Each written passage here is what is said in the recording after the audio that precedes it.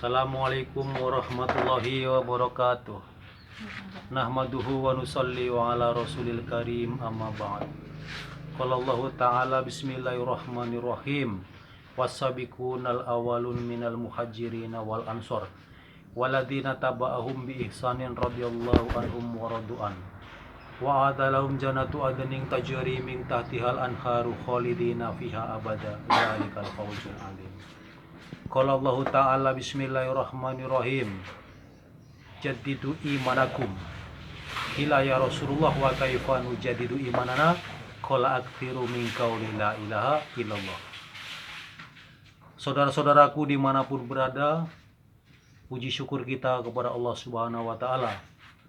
Pada sore hari ini kita masih diberikan kekuatan oleh Allah Subhanahu wa Ta'ala untuk menjalankan perintahnya yang begitu agung, yang begitu mulia, yaitu puasa bulan Ramadan.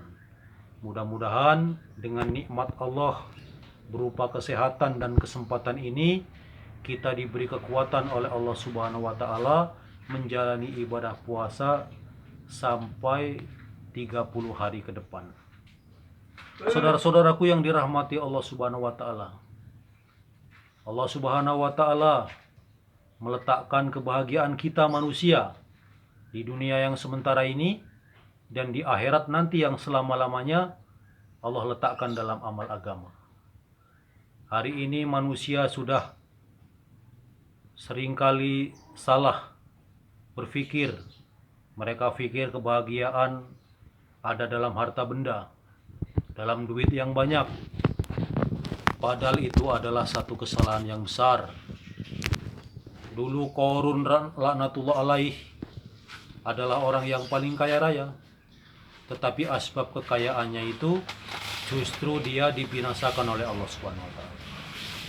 Hari ini manusia mengira bahwasanya kebahagiaan itu ada dalam pangkat dan jabatan. Al-Quran menceritakan kisahnya Haman, Perdana Menterinya Fir'aun.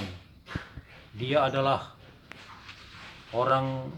salah satu tangan kanan daripada Fir'aun, pejabat tertinggi di kerajaan Fir'aun, tetapi dilaknat oleh Allah Subhanahu wa Ta'ala karena dia berpikir bahwasanya kebahagiaan, kejayaan hidup itu ada dalam pangkat dan jabatan.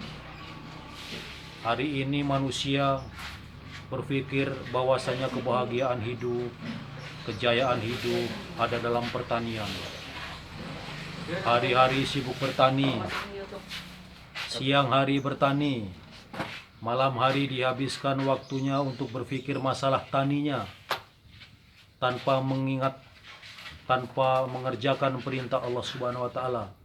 Dia tinggalkan perintah Allah Subhanahu wa Ta'ala. Dulu ada satu kaum yang sibuk dengan pertanian sampai lupa dengan perintah Allah Subhanahu wa Ta'ala, akhirnya diazab oleh Allah Subhanahu wa Ta'ala.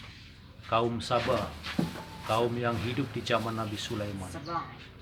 Hari ini manusia sibuk dengan bidang pembangunan, sibuk membangun, sibuk nukang-nukang sampai tinggalkan perintah Allah Subhanahu wa Ta'ala.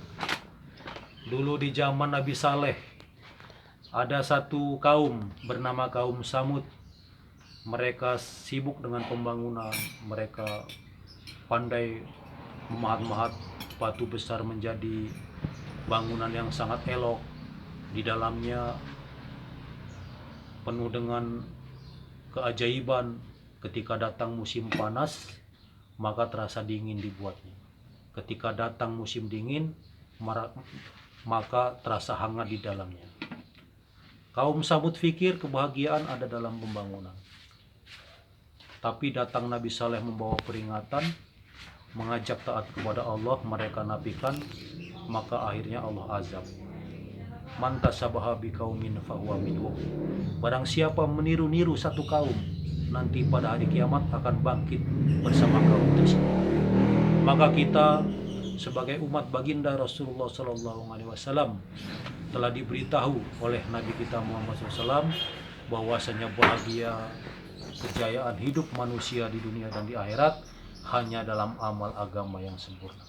Sejauh mana manusia mengamalkan agama, sejauh itu pula manusia akan merasakan kebahagiaan.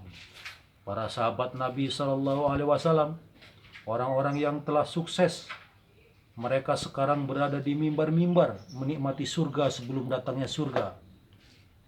Para sahabat Nabi Sallallahu Alaihi Wasallam, orang-orang yang telah sempurna mengikuti ajaran Rasulullah Sallallahu Alaihi Wasallam. Dikatakan dalam Al-Quran, wasabiqunal awalun, orang-orang yang pertama kali beriman kepada Allah, yang masuk Islam dari kalangan muhajirin dan ansor. Mereka muhajirin adalah orang-orang dari kota Mekah dan ansor adalah orang-orang dari kota Madinah. Waladina taba'um bi ihsanin radhiyallahu anhum waradu'an, dan orang-orang yang mengikuti mereka dengan baik, Allah akan ridho kepada mereka dan mereka ridho dengan keputusan Allah. Saudara-saudaraku yang dirahmati Allah Subhanahu wa taala, oleh karena itu pada bulan puasa ini mari kita tingkatkan ketakwaan kita kepada Allah Subhanahu wa taala. Mudah-mudahan dengan keyakinan kita yang benar kepada Allah Subhanahu wa taala, kita akan mati dalam keadaan husnul khotimah. Wassalamualaikum warahmatullahi wabarakatuh.